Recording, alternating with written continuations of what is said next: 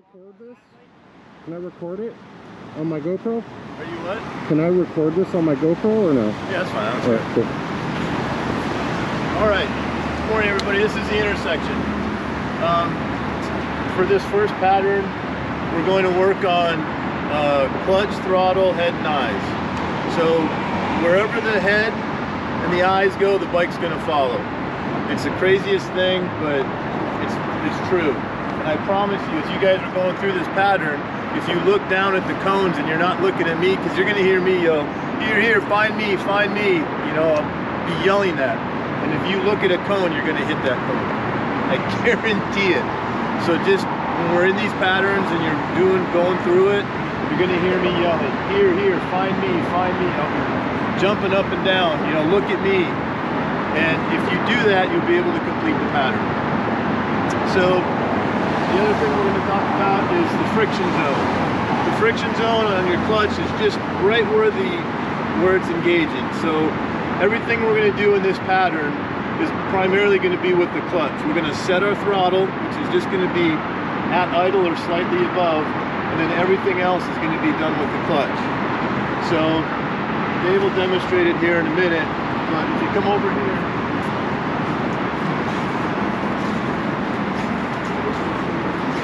we live in the friction zone. We're riding on a daily basis. And the friction zone is just right where your clutch is going to engage. Right there. So you want to stay right in that area. If you pull in the clutch all the way or let the clutch out all the way, then you're going to have to go back and find that friction zone. What that's going to do is you're not going to be able to finish the pattern.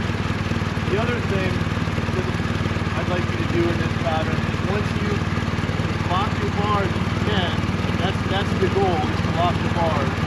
Because you know the spacing on our intersection when we do our training?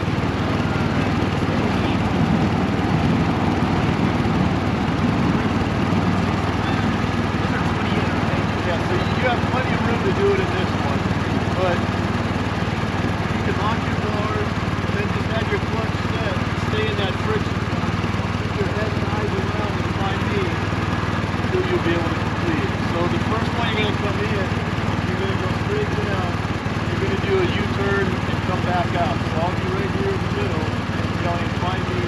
And as soon as you start that turn, or as soon as you get to that where you want to make your turn, get that head and eyes around. You can't help but turn the bar.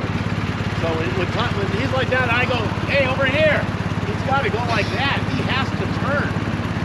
Otherwise, we'll see this too. We'll go like this. And you're looking this way with your head turned. You got to look.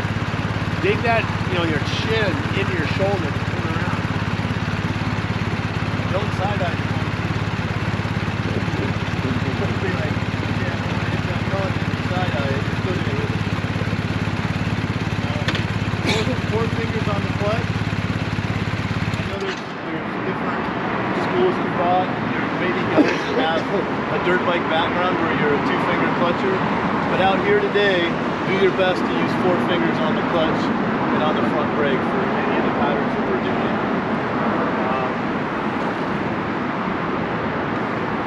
Use the whole pattern. I say use all your real estate. So when you're making your U-turn, put these green cones out here as an indicator. If I try to make my turn here, turn here, do this, when I go to the next one, it's going to be really hard. Over here, turn. I'll give you a lot of extra room from here. This extra real estate goes deep as you guys can.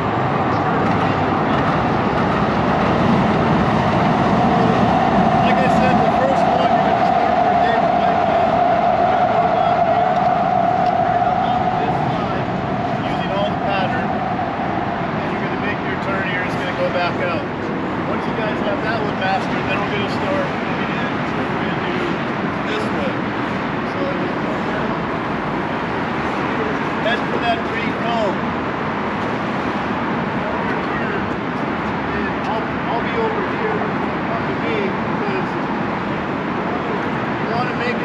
clover leaf.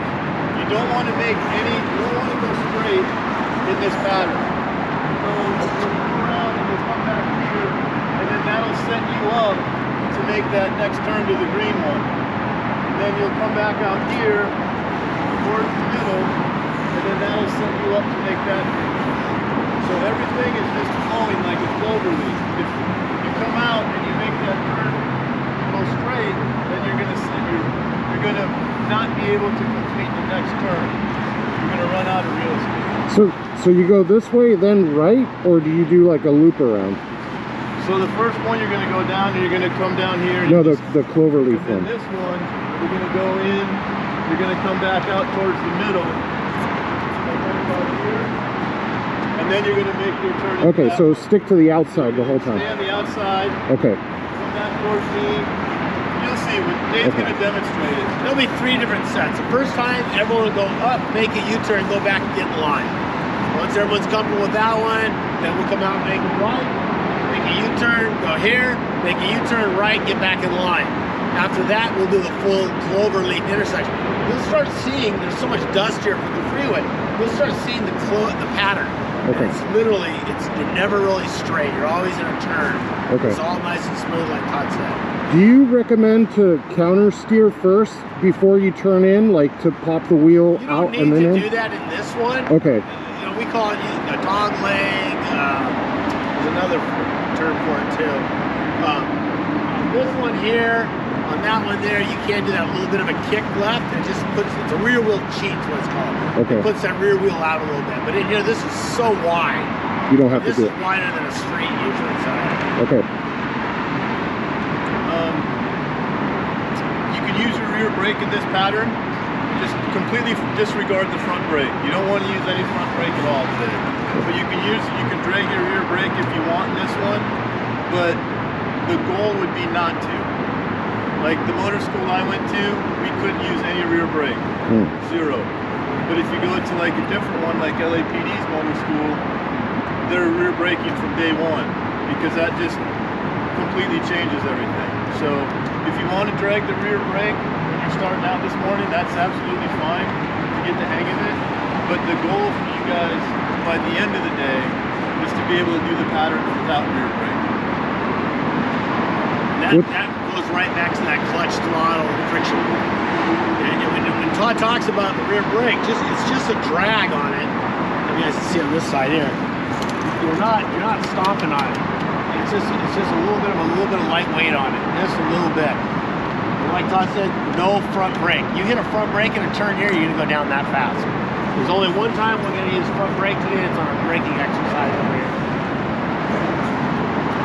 But just stay in that friction zone. Just set your throttle, like idle.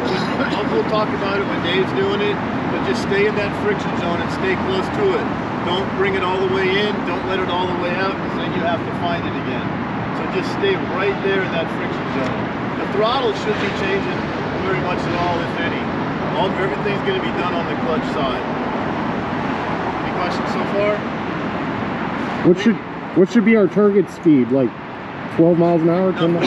No? I couldn't give you a number, but it's barely above idle. Okay. Just, So you'll slow. see what Dave does. All right.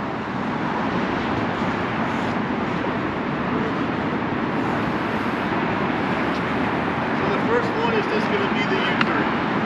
Set yourself up as far as you can to the right. He's going to get his head and eyes around, look for his exit, and go out. So you guys can come over here.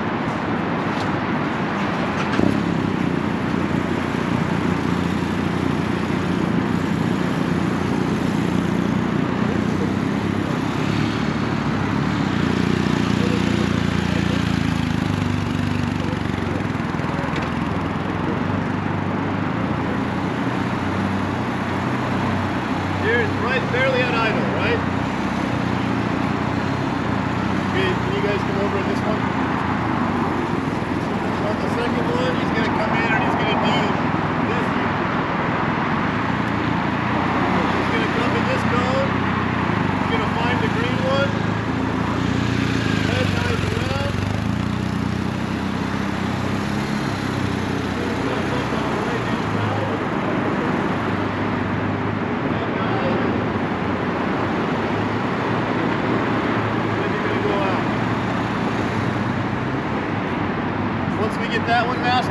do all of them.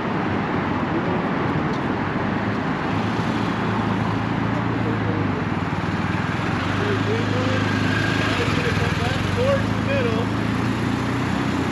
Now he's going to look for the green one. No straight line. Towards the middle.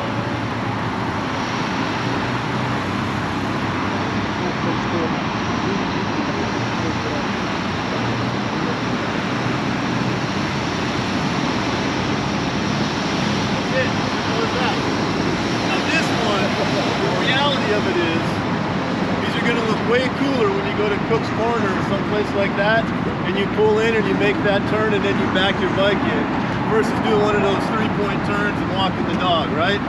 So think about that. Think about the end game. I want to look way cooler pulling into Cook's than walking the dog, right? All right, saddle up, gang.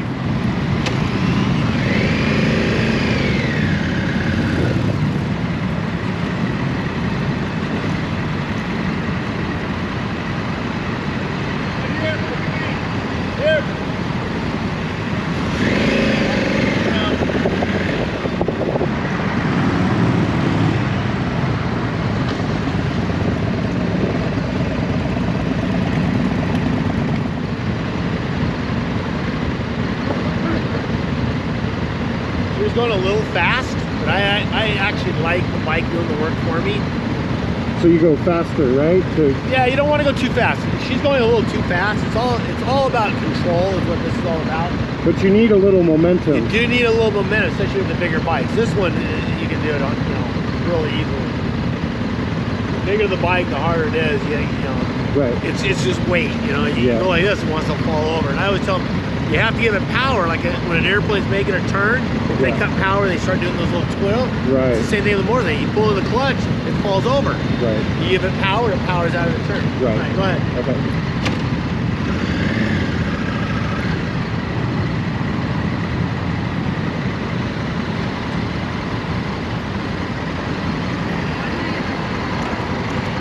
One brake. Let the clutch out. Speed up.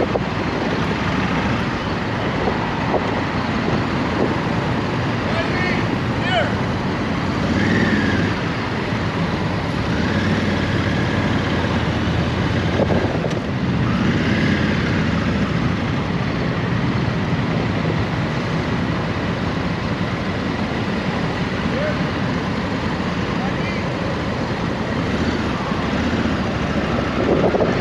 Oh, sorry.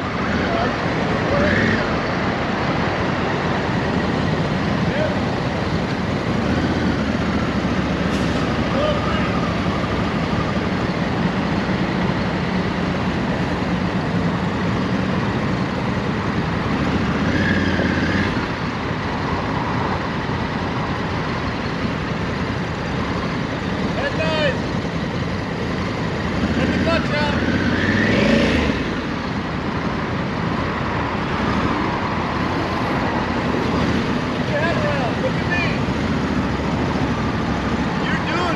You can make it way tighter if you get your head and eyes around. I know, I'm just so scared to the thing is this thing, when I get it all the way over, I'm like leaning so much because it's got such a long, tight turn. I had one of these, I know, So I don't know, am I supposed to go lock to lock on this bike? Because it's like an extreme reach and I'm like struggling with the clutch.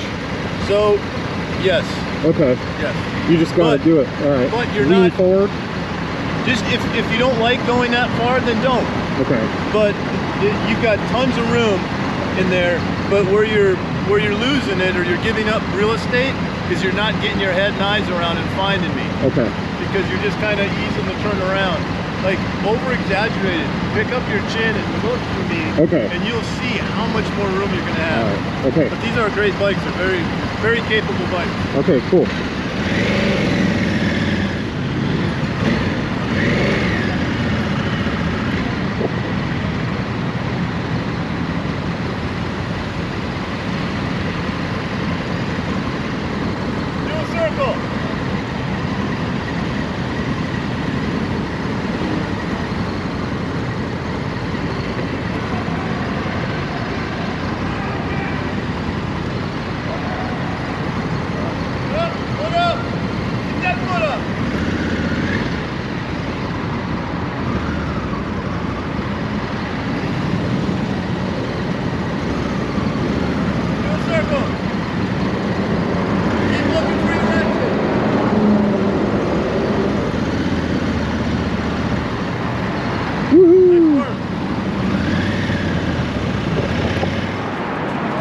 So I'm Sergeant Clerios. This is Motor Officer Nambo.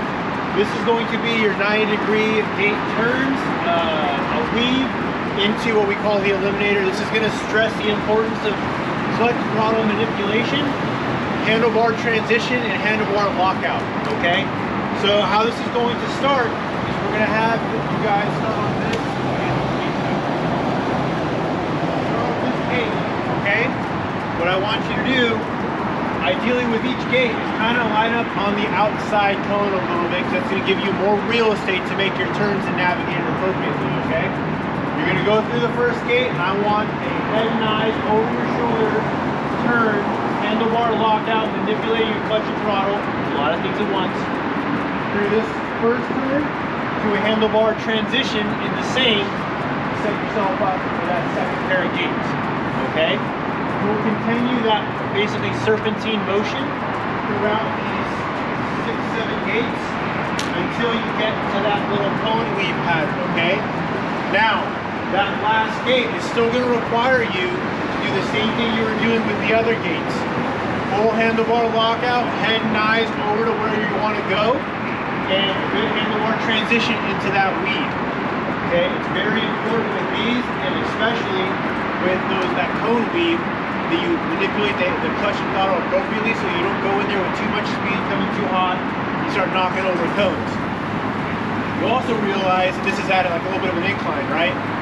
So if you don't manage your clutch and throttle appropriately, what's going to happen is you're going to start noticing yourself slingshotting out of some of these gates, and then also slowing up too much to where you got to give it more power because now you're going uphill.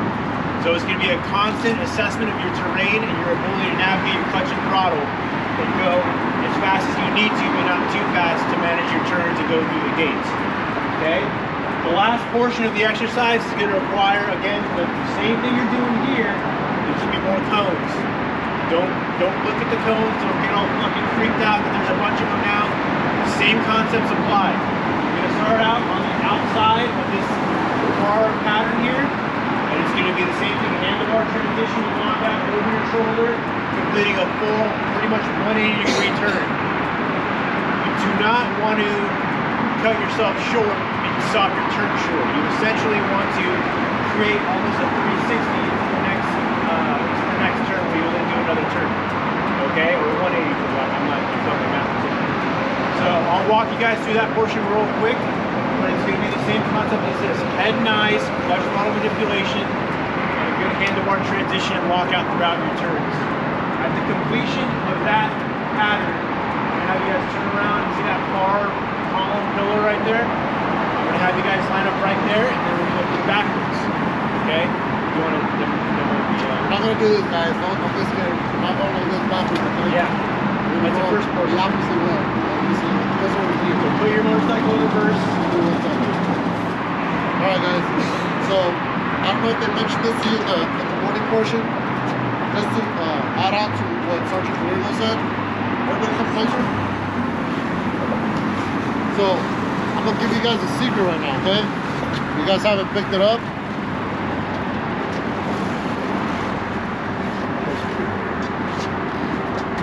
Everything we're doing this morning portion is the same thing. Nothing changes. Right? The only thing that's changing is obviously the scenery. Okay? Up and down hill, you guys can look at this. This goes up as you're making your left turn. And you're coming down and then downhill, right? You gotta be able to, like you said, manipulate, control your speed, okay? This entire first half of the day, we are not utilizing our front brake. Not utilizing it, okay? So I don't want to see, and I know it's force of habit. I had it, okay? We're used to doing this, right? So you want to hit the brake, oh, okay, all right. You can't do this here, because if you're in a turn, which you will be, because that's all we're doing this first half of the morning, and you grab a handful of front brake, you're gonna go down, okay? So, in order to alleviate that, you want to brake, you use your rear brake, okay? You want to stay in your friction zone, right? A lot of people start out good, and then they're like, oh, they freak out, right? Because they see a cone, and they do this. Well, what do you got to do now? You got to find your friction zone again, right? So now you're doing double the work because you're trying to find your friction zone. You're trying to make that turn that you're freaking out about, and you pop your clutch, you drop your bike, you launch, right?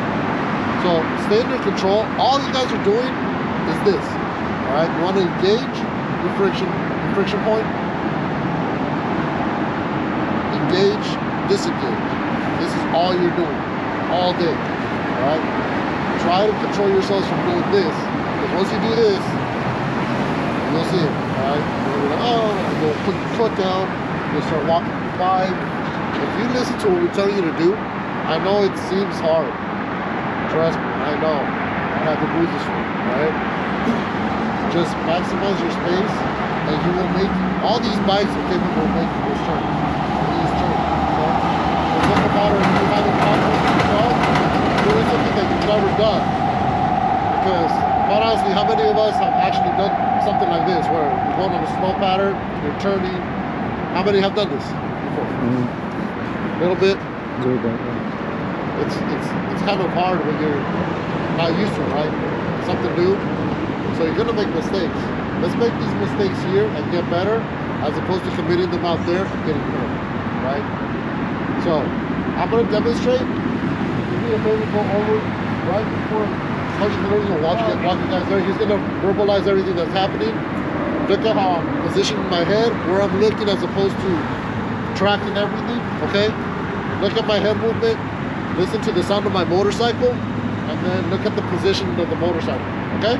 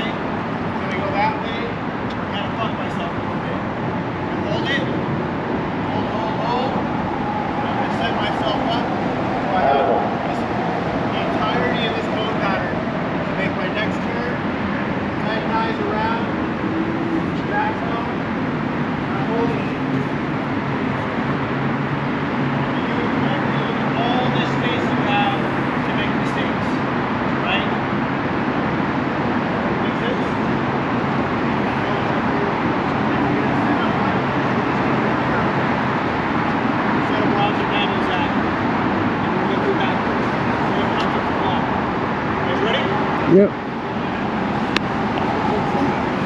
So just make sure that once you set up, we're doing the same thing backwards. Same thing, nothing changes. Make sure you follow the exact pattern, okay?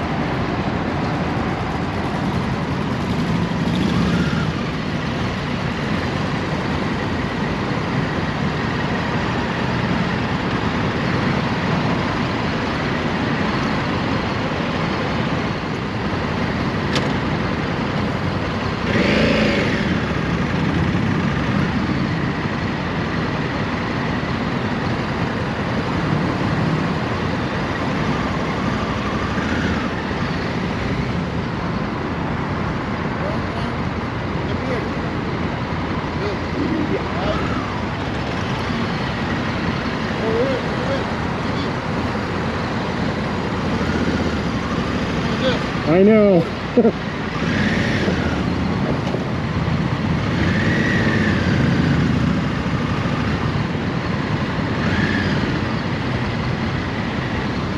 here, look up. Hold the truck. There you go. Hold it. Yeah, you got it. Lift your feet up. This is easy with this bike. Over here, look at me. Wide. Good. Turn. Look at me right here. Find me. Turn your head, boss. We're not turning your head.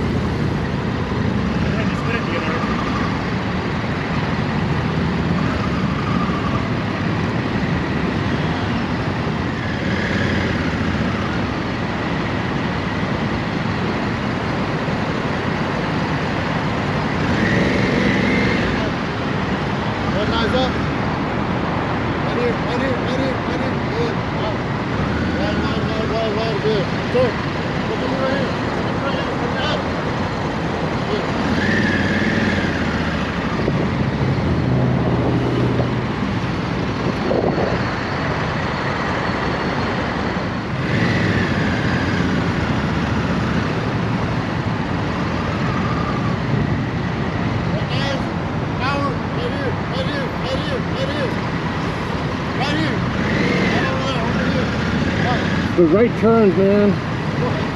Right turns are hard for me. Left turn? Right turns.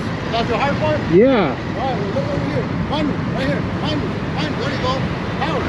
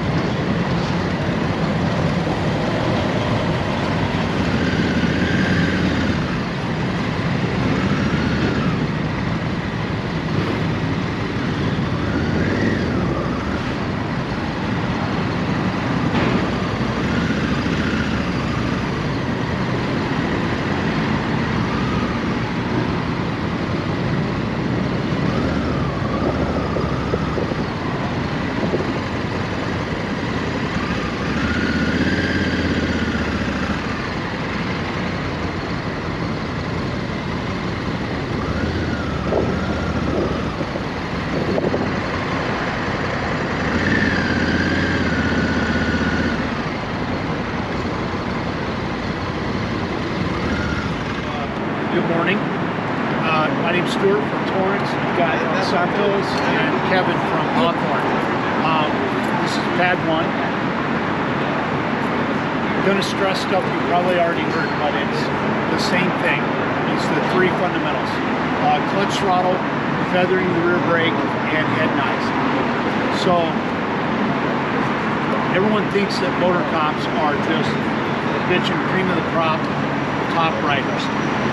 And we are. But it's not because we can do all the fancy shit. Not because we can do wheelies or stoppies or any of that stuff, because I can't do that. The reason why we're exceptional riders is because we do the fundamentals, but we do them at an advanced level.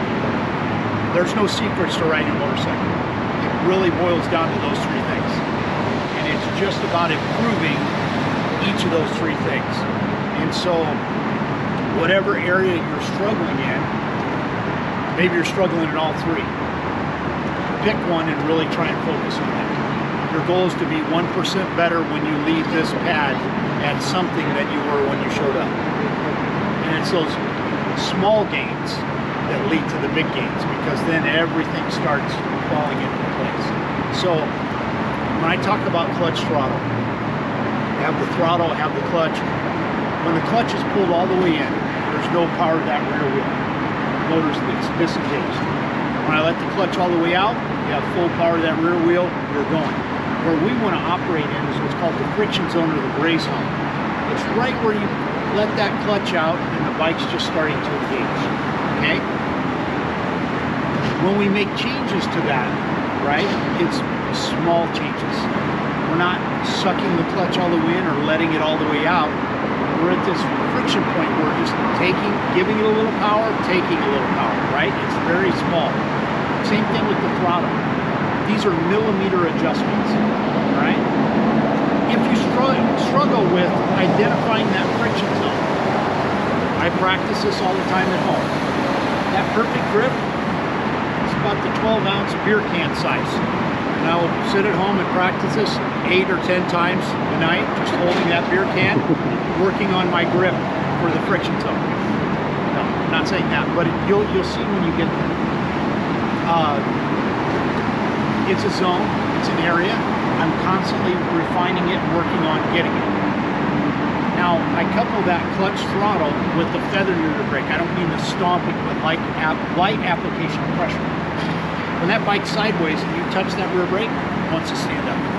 So if you have clutch, throttle, and that rear brake all working together, tremendous control over the machine. And then, probably most important, head and eyes. Look where you want to go. I have this first pattern here. It's a cone slaughter, okay? Each of these cones is exactly 12 feet apart, measured to strict law enforcement standards, accomplished like such. Yep, looks good. So, what I mean by that is, all these bikes can go through here, okay? You don't have to be lock to lock, okay? But the key is your head and eyes. So, when I'm going through the pattern this way, my head and eyes is looking at that building over there. It says Center 1, the blue and orange. That's how high I keep my head and eyes. I'm not looking at the cones. If you get your head and eyes up, it opens up your peripheral, okay? Because the way we're designed, if I look at something, that's where I'm going. So if I look at the big yellow scary cone, I'm going into that cone. If I look at the ground, I'm going into the ground. If I look at the big cement pillars, don't look at the big cement pillars, right? Look where you want to go, okay? So, it's just weaving in and out. You should have a constant purr to the motorcycle. What I mean by that is not a lot of revving or up and down. It's just kind of consistent. As I go this way, it's a little downhill, so I have to temper the speed. When I come back, I don't have that. The one thing I want you guys to work on today, if you take nothing else, is the friction zone. What I mean by that is always ready to go. So, I do this. When I come to a red light, I'm in front of the pack, right? Some people will kick their bike in neutral. Some people will suck the clutch all the way in. They're on the rear brake. Some people even turn their bikes off. I'm sitting there in the number 1 lane, just waiting my turn to go. We got left turners. And all of a sudden, in the middle of that left turn, somebody this, and now their left turn becomes a straight towards me. Oh shit. I gotta turn my bike on, I gotta kick it into gear, I gotta find that, you know, hopefully I don't dump the clutch, kill the bike. But if I'm in that friction zone, very easy to just make a maneuver. So if you think of that and start doing that every time you come to a stoplight, or every time you come to a stop, being there, you'll get that friction zone down, because it'll become muscle memory. Just like the beer can, I know exactly, you know, if you throw a beer can in, I'm not struggling like, how do I grip it, right? My hand goes right every time. You'll be like that with the friction zone. Any questions, comments, concerns? Okay. We'll work through those, all right? So I'm gonna hop on. I'm gonna go down and come back. We have you guys do it. We'll do it one at a time. We'll have you go down. We'll line up down there. Have you come back. After you come back, you'll park your bike behind mine. I'll be over at the next paddle, all right? Practice your friction zone when you're sitting there. Don't put your bike in neutral. Put your right foot on the rear brake and just feather it. So you're gonna watch it go. Your bike should be going like this the whole time when you're sitting there while you're watching it. It gives you muscle memory. And it's funny because I never heard the beer can one before, but just imagine, here's a can, right? What happens if you just, this is how much you should be doing it. What happens if you do this? You're gonna crash your bike. You're crashing your bike, right? That's how much. It should just be going this much. Everyone's dropping their bikes. Everyone's putting their feet down when they're just pulling the clutch all the way in. Don't do it. Practice your friction zone the whole time. Muscle memory.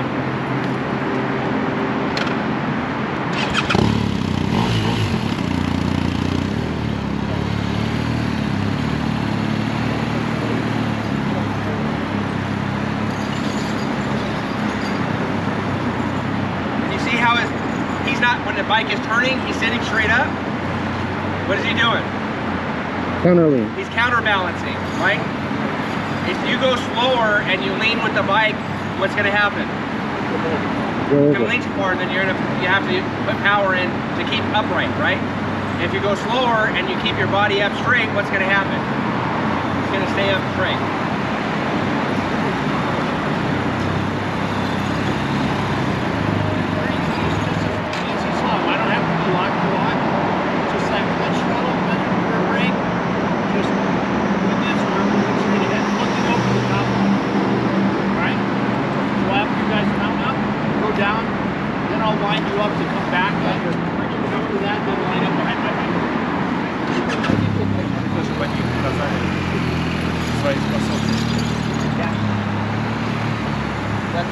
We're going to go first. We're going to start from the right side, okay?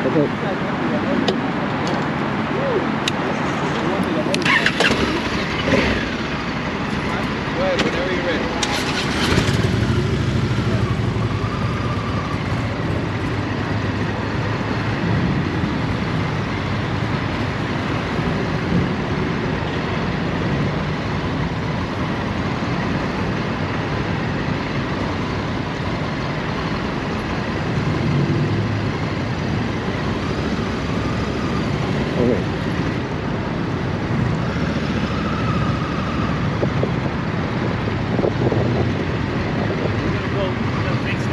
Okay.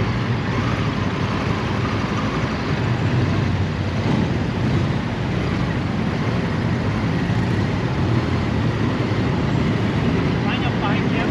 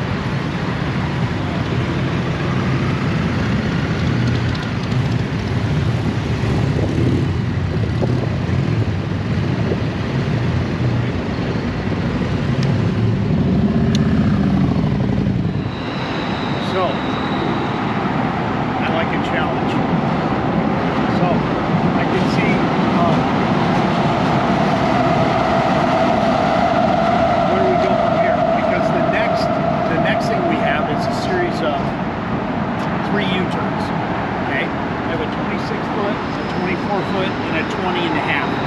20 and a half is similar to a canyon road, one lane in each direction. Making a U-turn in that distance. Now, U-turns, the number one key, use all your real estate. So, for instance, this first one, we're going to start, we're going to make a left U-turn, okay? Which is primarily what you do. Hardly ever do you make right U-turns, right? Unless you're like England or one of those places. So the key is use all your real estate. So when you go into this pattern, I want you to be as close as you can to the cause, okay? The second thing on U-turns is, I'm a technical guy, I'm not a natural rider. I got to think about stuff when I'm doing it, okay? I never rode a motorcycle before they asked me to be a motor cop. Never. Well, one time. I was 10 years old, my buddy had a mini bike. He's like, hey, get on it. So I did. I rode about 4 seconds before I ran into a tree. I told him this in my motor interview, like, hey, we want you to be a motor cop. I'm like, never ridden a motorcycle. I'm like, well, you don't have any bad habits. I'm like, well, I don't have any good habits. I'm like, have you ever ridden it? Yeah, one time when I was 10, I ran into a tree. I didn't want to be a motor cop. They still took me. 15 years later, I'm teaching you guys. I was terrible at this stuff. I sucked the head and eyes, sucked the clutch throttle, sucked the rear brake. I couldn't even make a U-turn on this whole pad the first time I tried. So I didn't get my head and eyes in. So, I go into the pattern. All right, I'm going slow. My first point of reference is, okay, where do I got to start doing stuff? Input my steering. So, made it easy, that yellow box. That's where I'm going to have to input my steering. So, as I come in there, I want you to think about physics for a little bit. Going straight, my tire is connected with the roadway surface. There's a certain amount of friction. I go into a turn, more of my tire is connected to the roadway. Friction is more. So what do I have to apply or do? More power. Right? I got to apply more power because my bike is slowing down. So when I come there and I'm getting ready to do my turn, apply power at the beginning of the turn and at the end. When it comes time in the middle of the turn and you don't have enough power, you're already too late. The bike is doing this, whether you believe in gravity or not, it exists. Okay? The bike starts to do that. If you don't have the proper amount of power, it's going to go down. Okay, so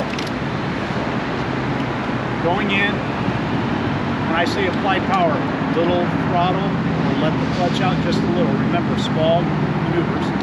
I'm going this way, and I want to do U-turn, so I want to go going this way, I want to go that way.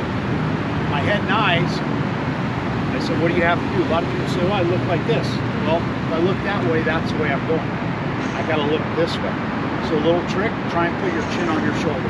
Watch what happens with my hands on the controls. Going here, I get ready to make my U-turn. What happens is my hands automatically go where they go. So I get there, right amount, clutch throttle, a little more power, head and eyes around, and I make the turn. I will help you with this. I'll be at the end of the pattern. You'll hear me yelling two things at you. Number one, look at me, look at me, look at me. I want you to look at me. I'm a good-looking guy. No, if you look at me, you're going to get your head and eyes on. That'll help you make the turn. The second thing you hear me say is power, power, power. I want you to go slow doing this. Anybody can come in at speed and make a turn. I want you to work the motorcycle through the turn. You'll be surprised at how much power you need to do it going at a slow speed. But that whole key is to lock in that friction zone, right? And get your head and eyes around. You can have terrible clutch throttle and feathering rear brake and great head and eyes, you'll make the turn. You can have great clutch throttle and great feathering rear brake and terrible head and eyes, and you won't make the pattern. Head and eyes is the key. Some of you, I'm not going to point fingers, will have cheating eyes. What I mean by that is, when I said head and eyes, the good Lord designed us a certain way. This is what I mean by cheating eyes. I get my head around, but my eyes are looking over here. Where am I going to go? Where my eyes are looking. It's very obvious when you sit back here and you watch somebody go through the cone pattern, right? And they got their head and eyes around, they do this. They look at the cone, and that bike jumps 6 inches, right? Then they really look at the cone, and then it goes a foot, and you go straight for the cone. Look where you want to go. Okay. Last thing, and then I'm going to demonstrate doing all three. I'm going to do them back to back to back. We're going to have you guys do them one at a time. And if you go through and do it, we'll say, okay, go to number 2, have you line up and the instructor bring in for number 2 and then number 3. Hopefully we get through all 3 and then we'll go back and do it the opposite way. We'll do right U-turns. In case we go to Europe. Huh? In case we go to Europe? Yeah, in case you go to Europe. Last thing I'll say is this. My abilities give out far before that bike's abilities will. That bike will only do what you tell it to do. It won't do anything more, it won't do anything less. If I get into a turn and I need power and I don't apply it, the bike's not going to do it for me. It only does exactly what I tell it to do. I have a lot of experience in this. I have 3 ex-wives. None of them did what I told them to do. And that's why they're ex-wives. No, I'm just saying, it does exactly what you tell it to do and only that. So think of yourself as an extension of that bike. The biggest mistake I see here is when we start to do the U-turn is you guys do this to the clutch. What does that do to the bike? No power, right? That's why set your friction zone, get in there, and you're only making minor adjustments to it, okay? Any questions? Concerns? Not yet? All right, we'll work through those. All right, I'm gonna hop on the bike. Kevin will talk to you guys. Watch me. You don't need to be lock to do these. You don't need to lean the bike. You don't need to counterbalance. Now you could do all those things, but I'm trying to teach you the perfect way to do it, right? And if you can do it my way, the perfect way, you can do it anytime. Then you can start throwing the lean in, the counterbalance and everything else. I'd rather you learn the right way, and then you can use the cheat stuff. You don't need to cheat to do it, all right? Each of the turns, you see the yellow button, right? When you're on your bikes, practicing your friction control, watch the person that doesn't hit the front tire on that box. Watch how much tighter they have to turn, right? You have to hit that box before you start that turn. Your front tire, you know, like a strike zone. If it's in that strike zone, it's a strike, right? If you're in that box, when you make your turn, you'll have a much better chance, especially those on the bigger bikes. The bigger bikes, much more difficult than on a car. You have to hit that box. He will not hit the turn without hitting that box. He's not even looking. You have to take the outside. See how he meandered on the halfway? Watch when people don't hit that box. They're going to hit on the other side. And there are boxes on each one. That's using your whole cone pattern. If you don't use the whole cone pattern, that's your first mistake. You're going to start messing up on the rest of the stuff. And each one of the turns, as they go that way, get tighter. But watch. He can do it because he can do a tight turn, but he will not enter that turn without hitting that box. You see that? If you don't hit that box, you might not make it.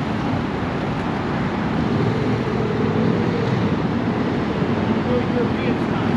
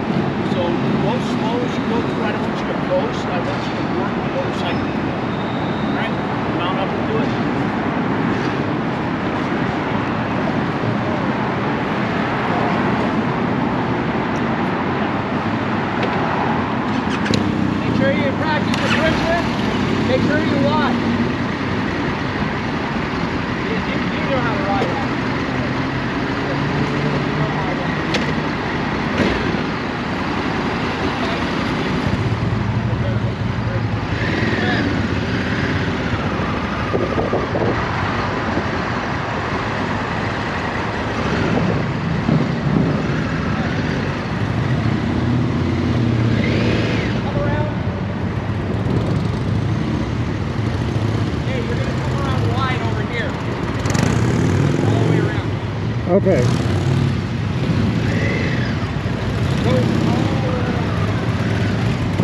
ahead, do the second one.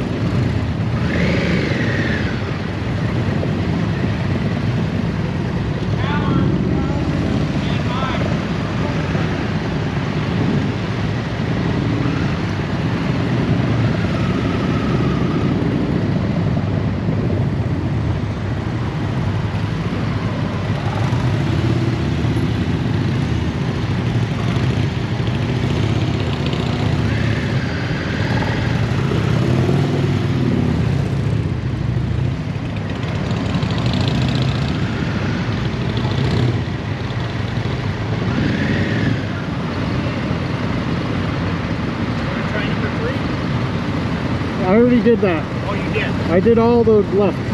All right. I suck at right turns though. Do you have any tips on right turns? It's just the same thing. I know for some reason my body just doesn't want to do it. It's because, well, one, it's the clutch. It feels like it's far Right, along. it's all far away. The whole key though is just that head. Okay. You know what I mean? All right. Did you do all of them? All right. If you want, go back to number 1, but line up for the right U-turn. Okay. Okay? Just follow me.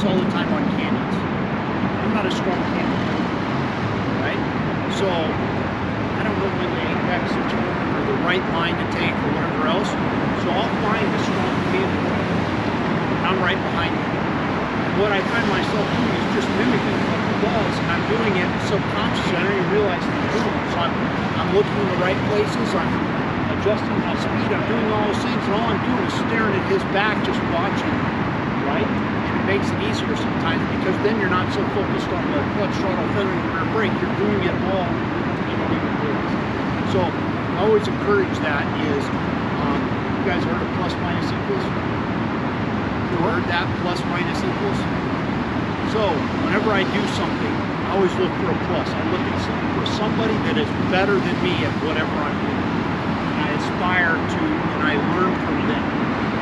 I look at somebody that's maybe not the same skill set as me, that's lower, and try and mentor them and help them with what I should do. And then I look at somebody that's equal with me, and that's the person I go at it, right? Because we're equals, and it's to test against them. So I'm always looking to do all 3 of those things, right? That's why I say sometimes helpful if you follow somebody. So, I'm going to go through it to show you. I'm going to do it visually. I'm going to put a left U-turn and right U-turn together. What happens is you'll start to get this flow of, you just automatically know where to start putting your head and eyes and stuff. Alright? You guys see how much power it took to do the turns being really slow? What was the key in making the U-turn? Look where you go. Head and eyes. It's not so much clutch throttle, it's head and eyes, right? You guys saw it too where you're, I'm making it, and I do this. Well, look at that cone. That's where you go. Right? So watch me do it. And then, you know what, maybe I'll just do it. I'll just come back and I'll lead each of you through it. Does that sound good? Alright, so watch me do it. Who rides dirt bikes? When I ride dirt bikes, I'm never the leader because I don't know where I'm going. I have a thermal correction, but that's the exact same thing. When I'm behind somebody, I keep up with them, no problem. No problem. Right here.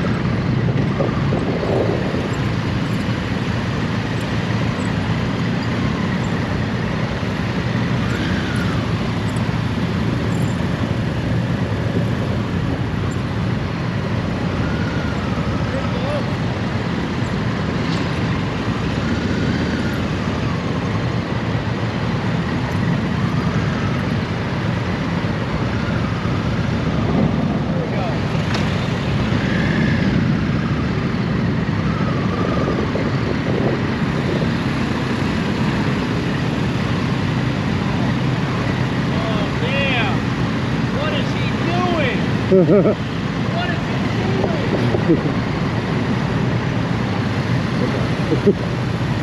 Oh, he's doing it again. That's ridiculous. Oh, here he goes. He's going to throw a wrench for him.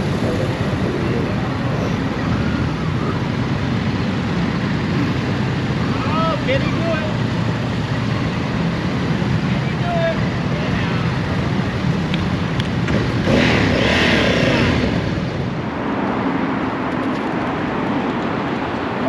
So my question is, you feel more comfortable now after following me through than you did before?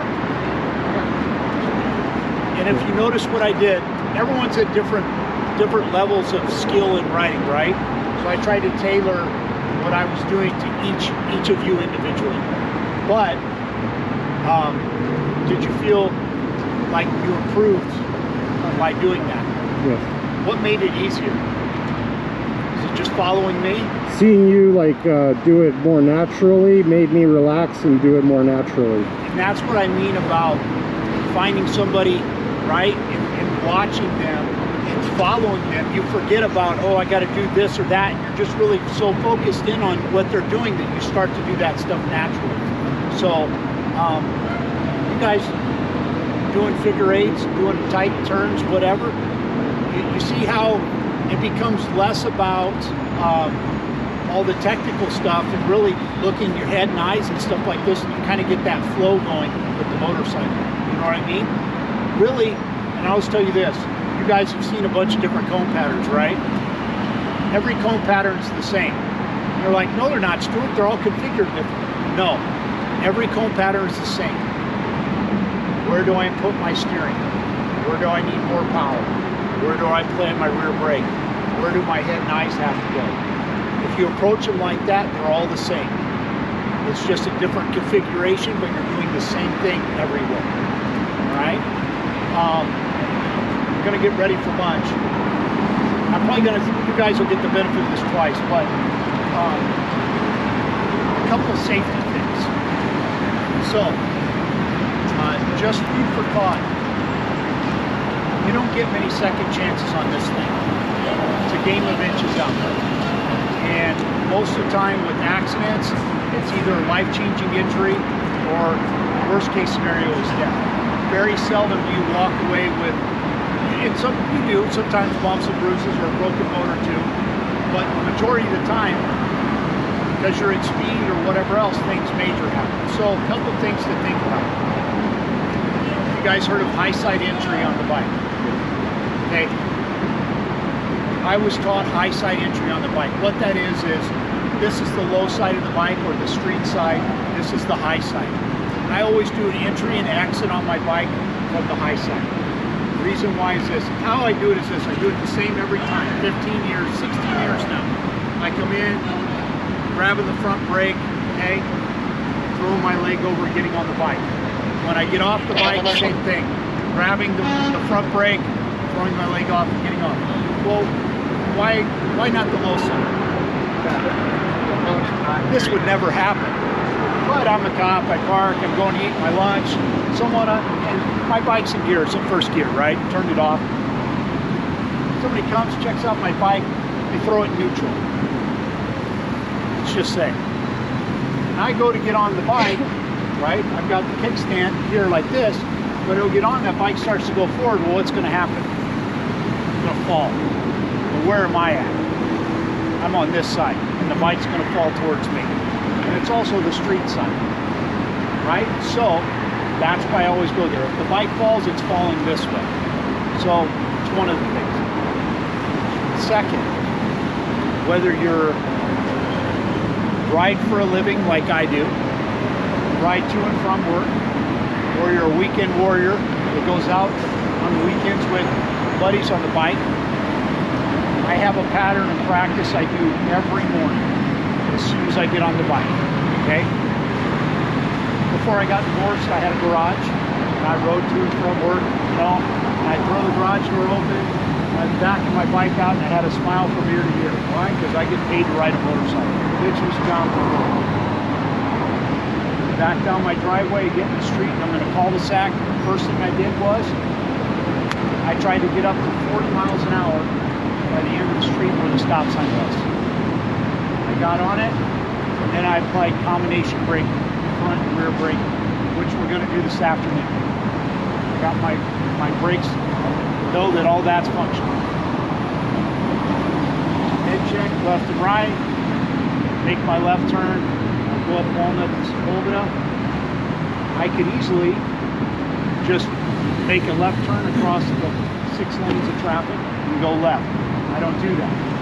I intentionally make a right turn and I go down to the next turn pond. And I'm hooked. Touch to the center divider, clear traffic, and I intentionally make myself make a tight left U-turn. The reason why, dialing in my head and eyes, my clutch throttle, and that rear brake. Then I start going, and I immediately will go to change lanes. Cause myself to head check everything.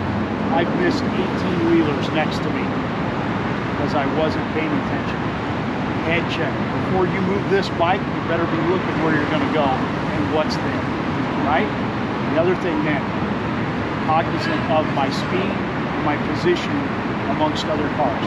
I'll tell you that twice in my career, within the first minute and a half of being on this bike, I've been in a life-changing situation where I would not be here if I didn't practice those things. I had a lady come right over into my lane and slam on her brakes. Okay? I had another guy come up, I got a left turn arrow, I'm going and I'm watching the all ass coming straight at me, right? And at the last second, he locks it up, lays down 30 feet of skid as he slides in to make a right turn. Had I continued my turn, I was in the number 2 lane, which I always do, which I'll explain why, I was going to get taken out. Think about that before you get on the bike. And here's the thing, I'm sure some of you have experienced it, all of you have. You hop on the bike and everything's flowing. Man, today I'm doing great, I'm making great turns and everything else. And there's other days you get on there and you're just like, it's just doesn't flow. You have to ride your way into a good riding camp. And the way you do that is focus on the fundamentals. When we train as motor cops, there's times I come out here, man, I'm just nailing every pattern. And then there's times you come out here and shit, I'm hitting a cone and all this. And what happens? I'm lazy on the fundamentals. I'm lazy on my head and eyes. I'm lazy on my friction zone. I'm bad on the brake. So, ride your way into a good riding camp. Focus on those 3 fundamentals. And man, like I said, 1% difference in each of those over a year, over 6 months makes a huge difference overall. Just to tag on what we were just talking about, I got a call from an Illinois state trooper like 2 weeks ago. They wanted to start a ride to live program. They heard about it because We have a lot of meetings within states, and people hear about it. They go, "Ah, that's a good idea." He told me that Illinois is full 7 months out of the year. The other 5 months, people hop on their bikes right away. There are people that hop on their bikes. The highest crash and death rate is right at the beginning when people start riding their bikes. You know why? Because they're not practicing everything that they learned from riding when they went to any of their safety courses, when they got their licenses. You have to practice this stuff. It's not something that you're gonna go, I'm gonna get on the bike and I'm gonna remember it.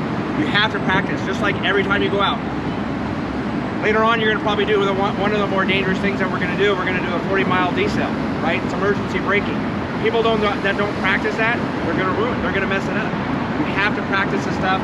When you leave this class and you'll hear it at the end of the day, go to a parking lot. Practice that stuff when you go in a parking lot. You're gonna practice circles and figure eights. You're not gonna have cones. You're gonna have parking stalls.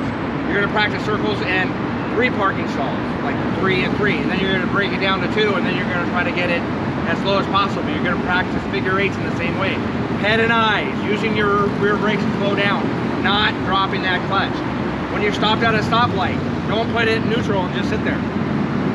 Stop at a stoplight. Keep it on in first gear. Keep your foot on the rear brake, and then keep it like that. It's all muscle memory. You have to practice these things, because if you don't, you lose it. It's a perishable skill, and that's why every morning I do that, right? And here's the thing, I get lazy sometimes with my head and eyes. What that forces me to do that first minute that I'm on the bike is it's forcing me to reinforce those fundamentals. Because like I said, it's not about the fancy stuff, you know? It's about doing the fundamental stuff. That braking that you're gonna learn in the collision avoidance, I don't care how fast the bike goes, I care how fast it stops. And when you get your braking 90% from that front brake and 10% from the rear, right? Because out here it's a game of inches, right? It's literally, you know, stopping and missing that bumper in front of you, right? And then this afternoon when I have a little speech, I talk about safety and kind of the viewpoint I come from, which is it's a terrible one through tragedy, is where I've come through this, but of things you can do that you can control through all my experience that I've seen what happens with crashes, not just with cars, but motorcycles, and that certain policies, or not policies, but certain rules that you control and will make you safer rider. And what I find is the majority of the times people didn't do any of those rules. You know, I've been to crashes where I've seen 80 feet of rear wheel skid before they hit something. Whereas if they just used the front brake, they would have stopped 40 feet short of whatever they hit. And it's that not trusting in the rear, that front brake, because before they didn't have ABS, right? And everyone was scared of that front brake because you lock it up, right? Wheels not spinning and you're gonna go. Now we have ABS. The stopping on these, the braking on these machines it's phenomenal. You just have to trust it, right? You know, so ABS sort of mimics what's called threshold braking. Yeah. Is that correct? Yeah.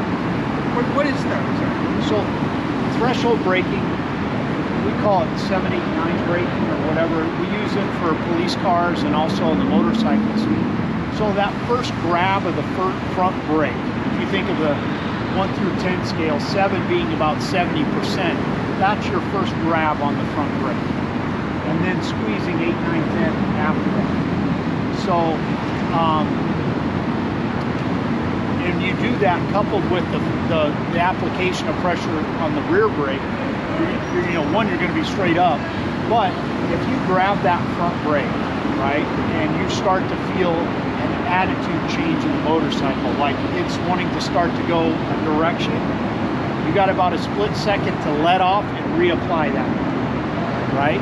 Because if you keep it, your bike's already determined to go there, so you got to let off and reapply. So that first grab of that front brake is about 70%. So we do it in the police cars. We're in a pursuit. We catch people not because we have faster cars, but because we're better drivers. We apex turns, we look through the turn, But when we're coming in, that threshold braking, we're at 70% braking. And if you read any books or whatever on the track and stuff, braking is really just your setup for your next acceleration in the turns, right? It's just getting through that turn and accelerating out. So very important though, the braking is bread and butter.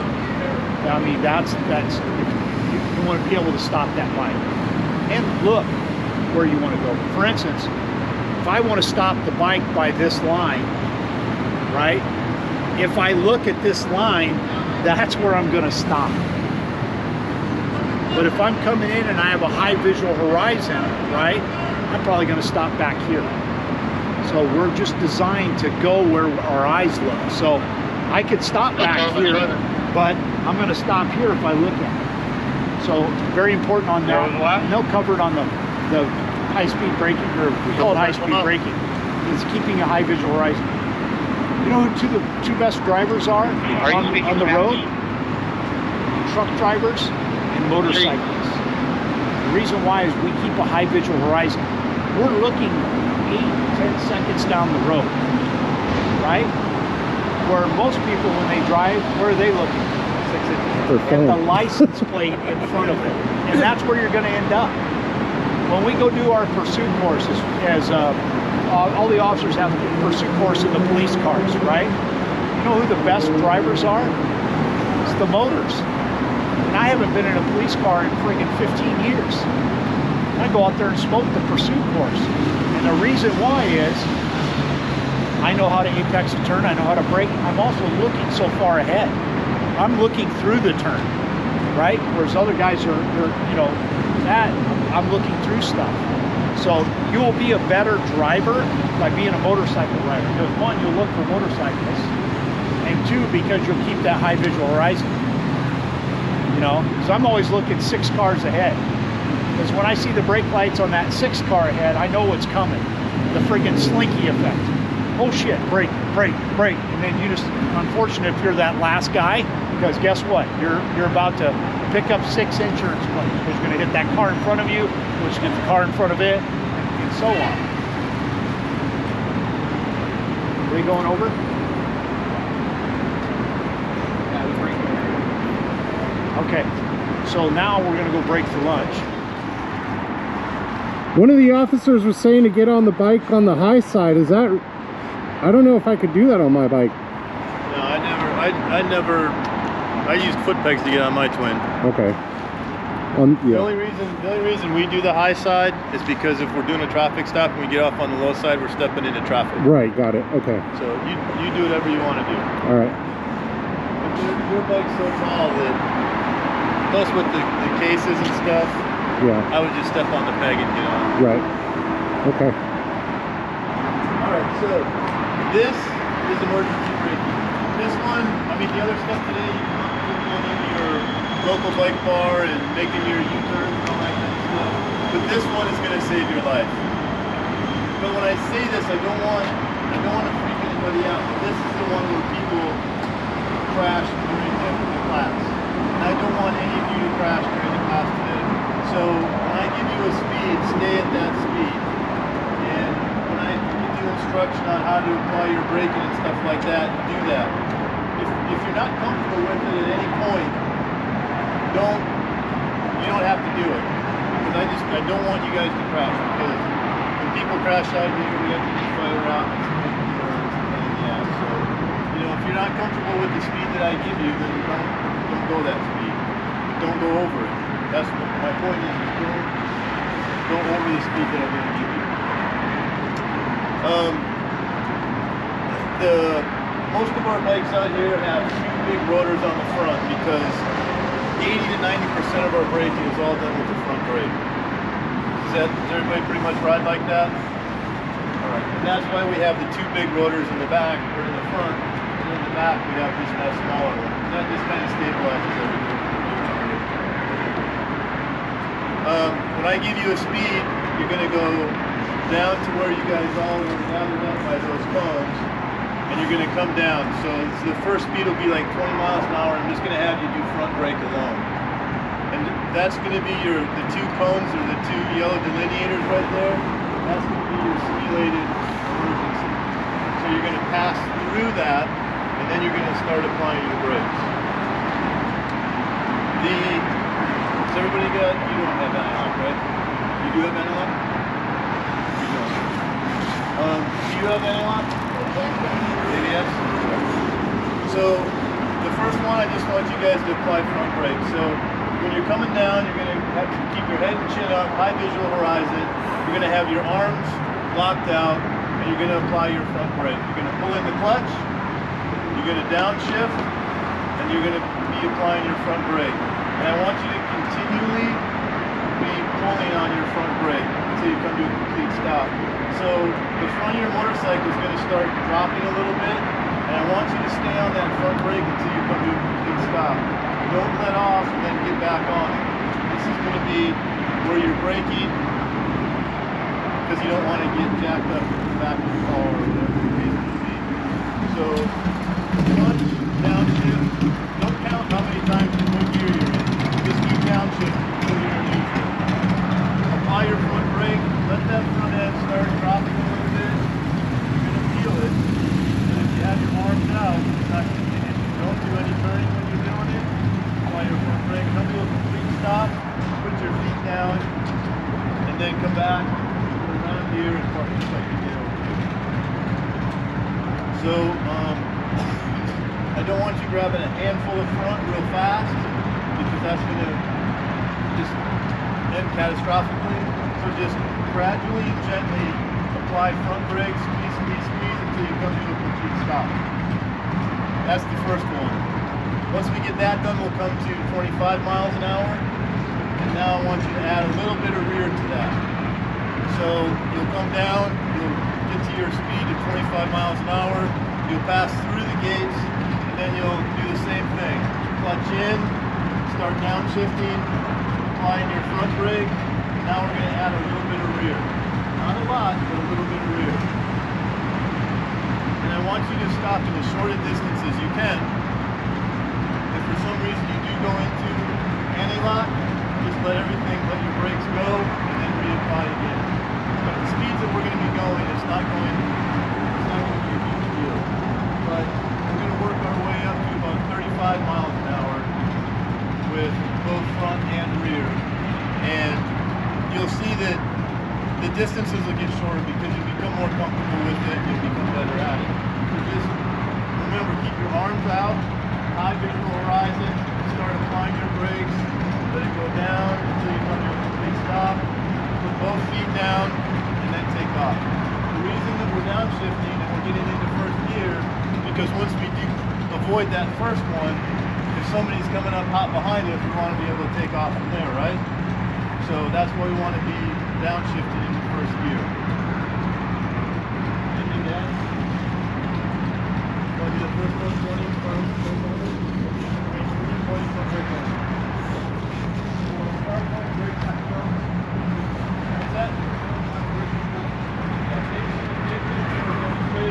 so we'll come out here, we'll watch what Dave does, this is exactly how I want to get it. Then when you come back here at the end of each one, I'll give you the vision.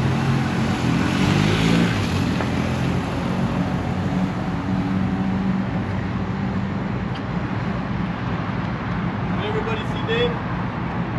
See the cones.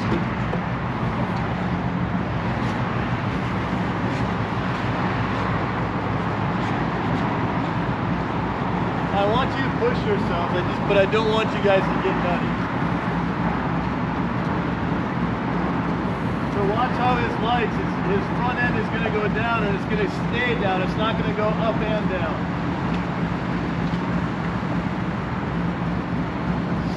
You guys see what I'm talking about?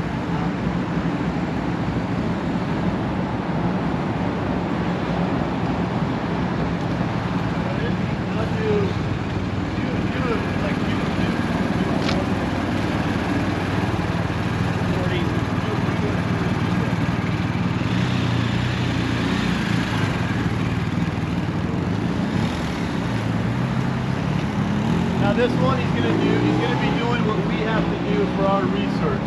So if you guys come over here. Dave's going to get to 40 miles an hour, and then he's going to emergency brake.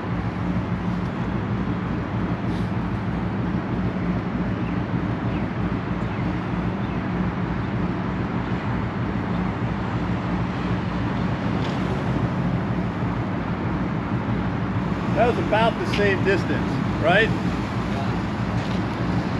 So, the first time that I want you guys down there, coming back, just come down, get to 20 miles an hour, second or third gear, whatever your bike likes at that point. Pass through the gates, clutch in, downshift, applying front brake until you come to a complete stop. Not a handful, just a gradual squeeze on your front until you come to a complete stop. And then line up just like this, and then I'll give you a new speed, and then we'll add back brake. Any questions? No? Okay.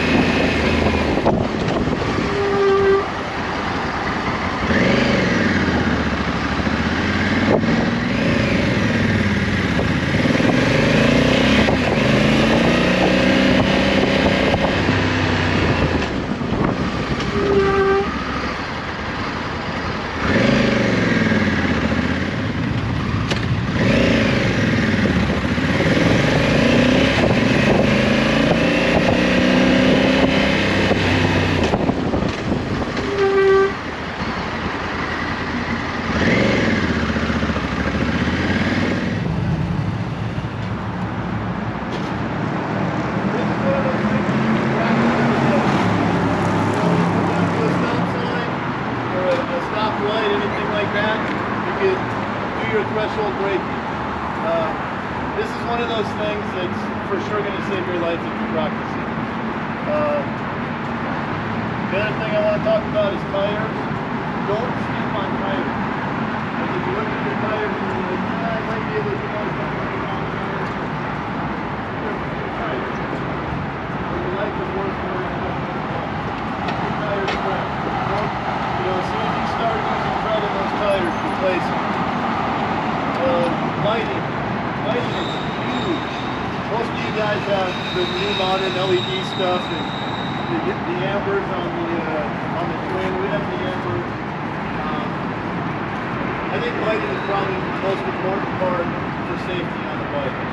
People say all loud pipes, but they give deaf people driver's licenses, right? So that you can throw that one out the window. You don't give blind people driver's licenses. So the other thing, just don't skimp on lighting. That's huge. When you guys practice this, I mean, when we do this is a test pattern for us. We have 4 test patterns we have to pass. And this one is called the 40E, so we have to be between 39 and 41. Is that what it is, Tom? That's what our speed has to be when we hit that gate. And they'll have a radar on us, and if we're below or above that speed, it's a fail. But also, if you do any pre-brake, which is rolling off the gas, covering any of our brakes, trying to downshift, post, anything like that. So what they'll do is they'll have a light on, and if that light doesn't go off, we've got to go 40 miles an hour straight through the path. So this is new to you guys. I saw a lot of people coming in, brake lights on 20 feet behind. But go to a parking lot on a weekend, not parking lot, an industrial park on a weekend, and just drive. And maybe like 20 miles an hour. Okay, when I hit that mark right there, I'm going to pretend a car just pulled out in front of me. And I'm going to get on the binders and practice it. Just keep practicing it, practicing it, practicing it. You're practicing it. Don't do it on the highway with traffic behind you.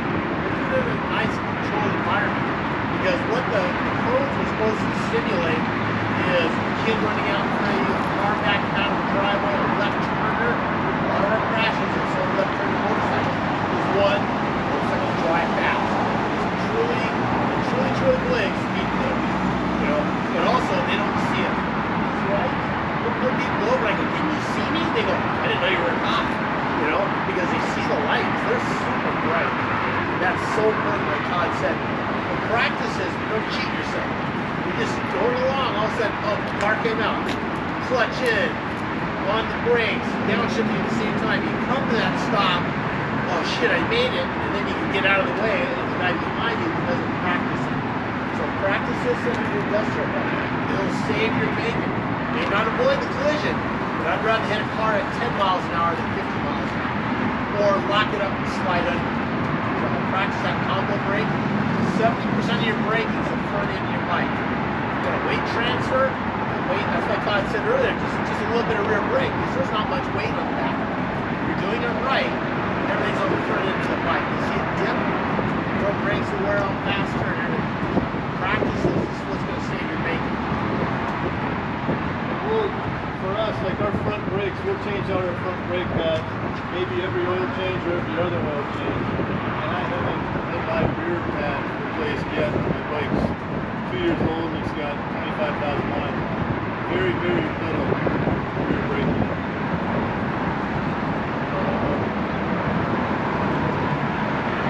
Anybody have any questions for us?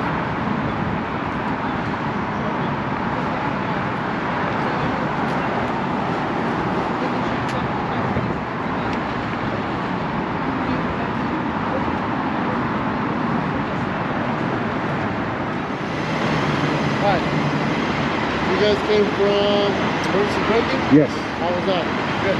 Good? Everyone know how not to get into a crash? Yeah? Alright, good. How was the? Good. Satisfied? Yes. Good? Hopefully you guys aren't too sleepy, alright? This is the 30 cone lead, okay? This exercise is an exercise in accident avoidance, okay? Did everybody take the freeway to get here today? Yeah? And if you didn't, have you been on the freeway? Okay. What do you guys see on the side of the road? What kind of Tires, tires? wood, chairs. Tires, ladders, pallets, ribs, bumpers, animals, all kinds of shit, right? Potholes, right? So, other than potholes, all that other stuff come off of a vehicle or a truck, whatever, right? God forbid that that's in front of us. We don't see it, we're screwed. But if we do see it, we gotta do something in order to avoid it and continue on our path, yes? So, that's what this exercise is designed to do, okay? Everybody see those cones up laid out in front of you? Those are called gates.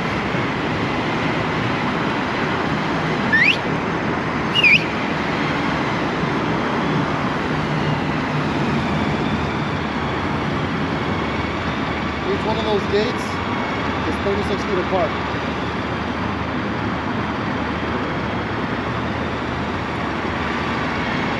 Okay, 36 feet apart. As you're approaching these gates, I'll tell you guys the same thing I told you in the morning. Don't look at the cone because if you look at it, what's going to happen? Run into it. Gravitate towards it, okay? So, keep a high visual horizon. See that pillar way down there, that right in the middle? Look at that, okay? Focus on that. You'll be able to see the gates as they approach off your peripheral vision. You don't have to physically see it or hit it, right? If you hit a cone in this pattern, technically, you're a negative collision, okay? I don't know the severity of it, right? But in essence, you're a negative collision. So you want to avoid it. If you do happen to hit a cone, don't worry about it, alright? It'll fly right out. Just pick it up, put it down. Just try to focus and get back into it, okay? Does everybody understand the concept of countersteer? Yes? Concept of what? Countersteer. You know what that is? Yeah, you're putting pressure on the bar in the direction you want to turn. So if you want to go to the right, Push right. Yeah, push on the right. there you go. You want to go to the left, Push right. push up and down, okay? So just to be clear, it's a push, right? It's not a turn, okay? We're not turning here because if we turn our handlebars, we're at speed, we're gonna fucking eyes up and shit, right? We don't want to do that, okay? What was the one thing I told you guys that we were not gonna use in the corner? Front brake. What What was it? Front brake. Front brake, right? Alright. So let's say you guys are going down this pattern. You're like, oh fuck, I feel like I'm going too fast. Instead of using our front brake, what are we gonna do? Trail brake. Huh? Rear brake. Rear brake. Wrong! Not use your rear brake. Downshift. Downshift. Now no! Friction. Stop the drop. Okay. Because if we do that, so if we use our front brake, or I'm sorry, our rear brake, and we're going at speed, if you haven't noticed, this is all super slick, right? This doesn't get cleaned, washed, groomed, none of that. It rains, you would think it washes it off right now. You just have to bring shit out to it, right? And under the freeway, all this debris falls over it. So all of this is super slick.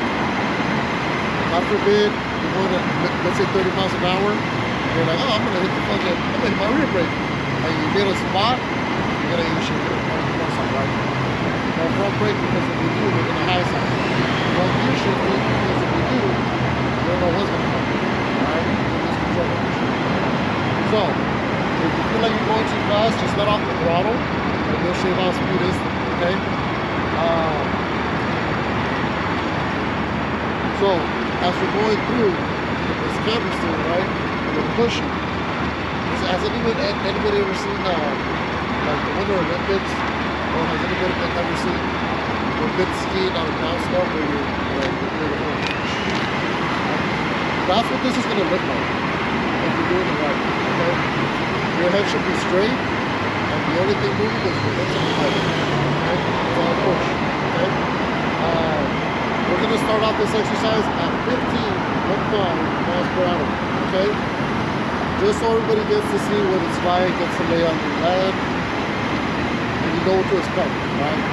You guys can see from right here, it's not, you know, don't give us no tricks, and you see what you get, right? We'll move up to 20 on the next go around, 25 on the next, and we'll top out at 30 on the subsequent go around, okay?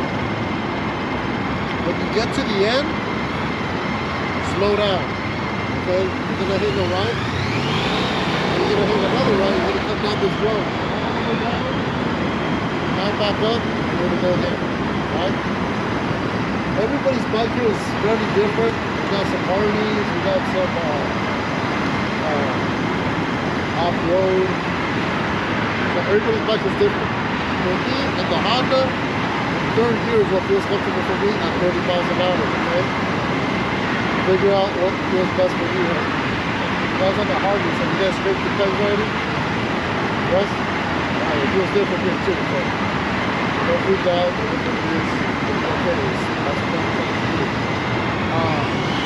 Just to let you guys know, this is a testing pattern for us.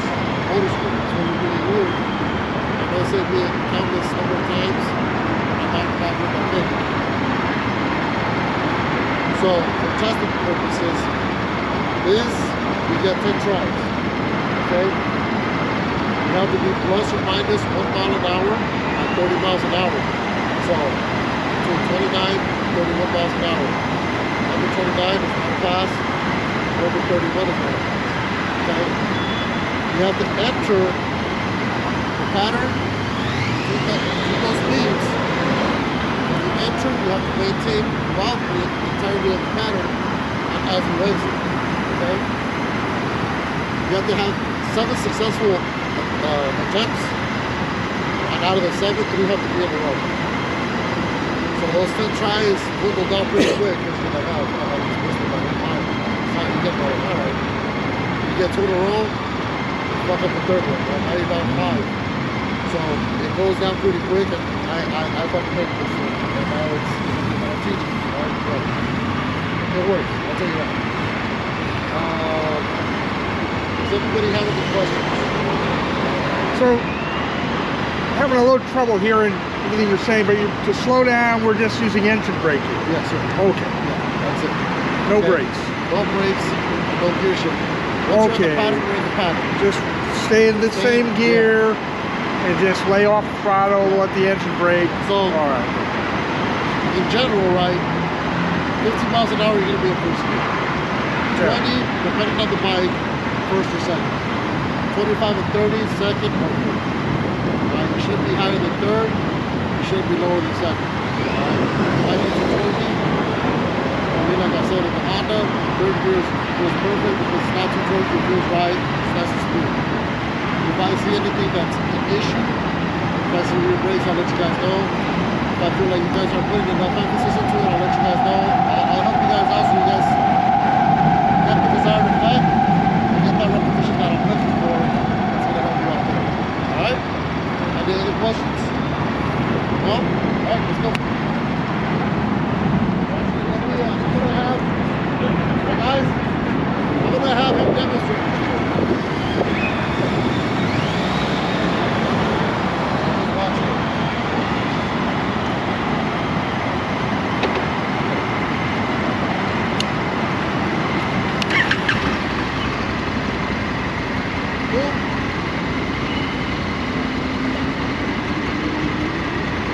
So, 1.5, 15 miles an hour, okay? Go ahead. All right.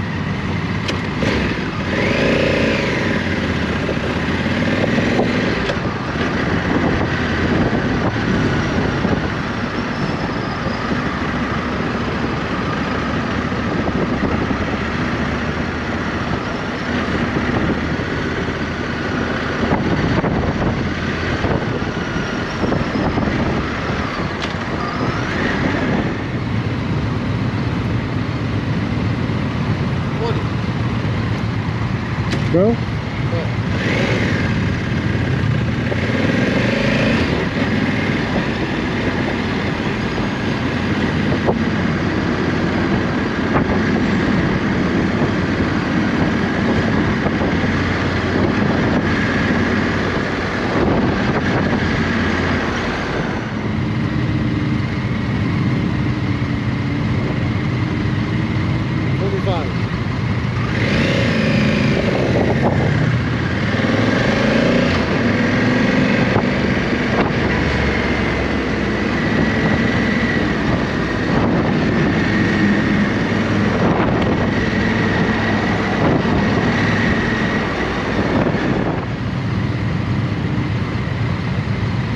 Only 30. 30, all right.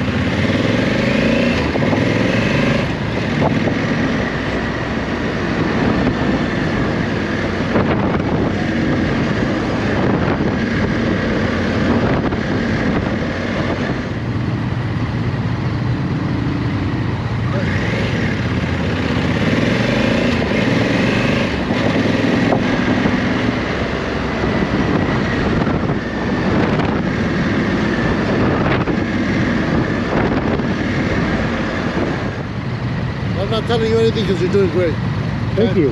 I'm having a really hard time getting at 30 though. I'm watching and I'm going like 26 tops. Okay. So this is the way that I do, right? I speed up as fast as I can, get to 30 before I hit these two pillars. Maintain, listen to your motorcycle. Yeah. You should be at third gear. Try third gear. Okay? Yeah, I'm getting a third. Okay, be at third gear, but get there fast. So boom, boom, and then third. Maintain, listen. One, the first gate, good. Second gate, good. Third gate, good. When you get to the fourth gate, that's when you start to drop. Okay? Yeah. Give it a little bump. Okay. Not a hard bump, just boom. Okay. Boom. All right. Boom, okay? All right. Try that. Okay. All right.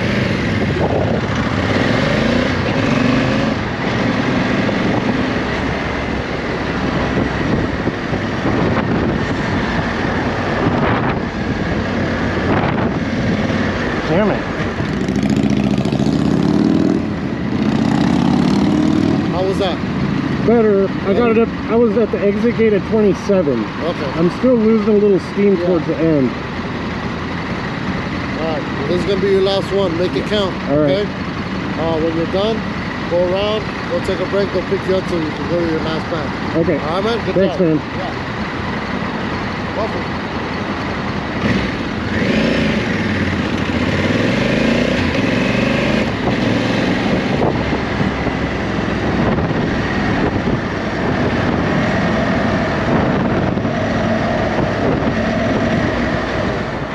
this afternoon's about having fun. So this morning we had 3 U-turns at 26, 24, and 20 and a half. What we've done this afternoon is I've made a monster pattern. So I have you doing back to back to back to back to back U-turns. So people get freaked out by that. Big patterns, you're like, oh my God, I get lost, what do I do? It's like eating an elephant. Do it one bite at a time. And so I broke it down to make it easy for you in that there's only one thing you have to focus on in the pattern, and that's the yellow cones, okay?